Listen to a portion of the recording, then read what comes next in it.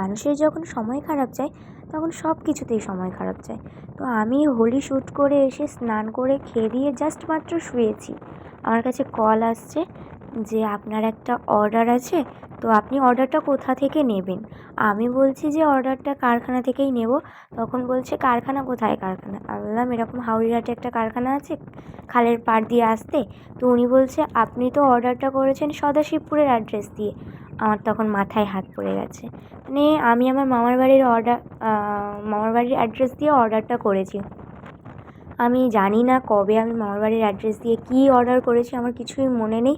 আমি অ্যাড্রেসটা চেকও করিনি, আমি অর্ডারটা করে ফেলেছি। তো কিছু করার নেই, আমাকে ছুটে যেতে হবে মামার বাড়িতে। তো সেই মতো গাড়ি নিয়ে আমি বেরিয়ে পড়েছি মামার বাড়ি যাব বলে। আর মামার বাড়ি গিয়েই বসে কিছু কথা বলছিলাম। কথা টথা বলার পরে তারপরে এই যে টিয়াটাকে তোমরা দেখছো, এ কিছু একটা বলছিল, এর নাম হচ্ছে মিঠু। মিঠু কিছু বলছিল, তো আমরা কেউ বুঝতে পারছিলাম না। যখন ভিডিও করছি তখন আর কিছু বলছে না, ভিডিও যখন বন্ধ করে দিয়েছি তখন ও কী সব বলছিল আবার। যাই হোক, তো মামার বাড়ি যাওয়ার কোনো প্রিপারেশন ছিল না, তার জন্য গেছি, জাস্ট পার্সেলটা নিয়েছি, 2-4টে কথা বলেছি, বেরিয়ে চলে এসেছি। কারণ বাবা যেহেতু গাড়িটা নিয়ে বেরোবে, সেজন্য তাড়াতাড়ি আমাকে চলে আসতে হয়েছিল। তো যাই হোক, আজকের মতো এই পর্যন্তই ভিডিওটা শেষ করছি। নেক্সট ভিডিওর জন্য তোমরা ওয়েট করো, খুব তাড়াতাড়ি ভিডিও আসবে। তো চলো, আজকের মতো টাটা।